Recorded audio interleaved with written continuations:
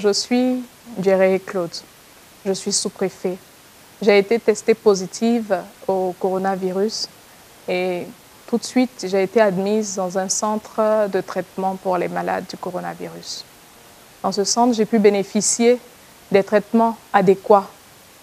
Mais j'ai pu également rencontrer des personnes de tout type, de tout sexe, de tout genre, des enfants, des jeunes, des vieillards, des chrétiens, des musulmans, qui souffraient de cette pandémie. Mais je voudrais souligner que nous avons des médecins qui sont à l'œuvre, qui travaillent pour que nous puissions recouvrer la guérison. Je voudrais donc leur dire grand merci. Merci pour les traitements qu'ils nous ont administrés. Merci pour leur engagement, pour leurs frères. Mais également merci à tout l'ensemble du service technique de nettoyage qui sont restés entièrement à notre disposition.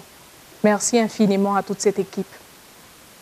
Aujourd'hui, après 2 tests négatifs, j'ai été déclarée guérie du coronavirus. Je voudrais donc profiter de l'occasion pour dire que c'est une maladie réelle et qu'il faut éviter de stigmatiser les personnes qui peuvent être infectées autour de vous. J'en ai fait la mère expérience. J'en ai fait la mère expérience. Vous avez l'impression, ou j'ai eu l'impression que mon monde s'écroulait, de savoir que des personnes que j'estimais puissent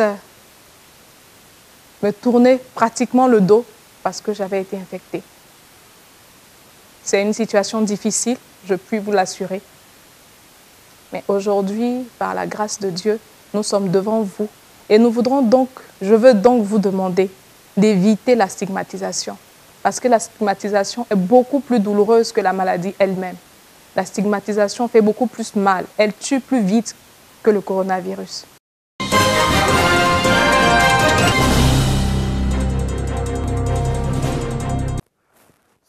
Il a décidé de parler pour sensibiliser sur la réalité du coronavirus. Adamant, 67 ans, vit à Cocody, une des premières communes à enregistrer des cas confirmés. Le 1er avril dernier, il a été testé positif au Covid-19. Chaque jour, je fais mon parcours de santé. Et dans l'espace vert devant l'immeuble. Et brusquement, j'ai eu mon souffle coupé, je ne pouvais pas respirer et je n'ai même pas pu faire 500 pas. Je sentais mon corps qui me lâchait, accompagné de tout vraiment méchant. Et comme j'ai un précédent sarcoïdose, c'est une maladie orpheline, j'ai appelé mon fils, il dit « Papa, on ne peut pas rester là. Je t'amène au CHU de Treichville. » C'est le scanner qui a révélé le Covid-19. Le médecin a vu ça, il dit « Bon, il faut approfondir. » Je suis allé pour approfondir et ça a été confirmé. Donc, j'avoue que cela m'a fait peur parce que je ne rencontre personne venant de l'Europe.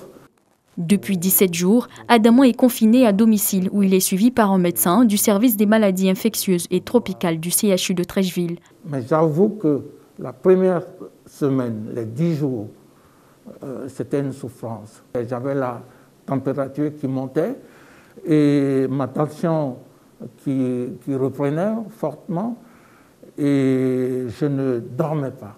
Je sentais mon corps me lâcher. Je n'avais pas d'appétit, j'ai perdu l'odorat, je ne sentais pas les goûts, donc je ne mangeais presque pas. J'ai perdu au moins 10 kilos. Et j'ai continué à prendre les médicaments. Paracétamol, et puis voilà. Vitamine C, l'alcool, et puis les conseils pratiques d'isolement, de confinement. Aujourd'hui, en attente de ses résultats pour confirmer sa guérison complète, Adamant dit se sentir bien.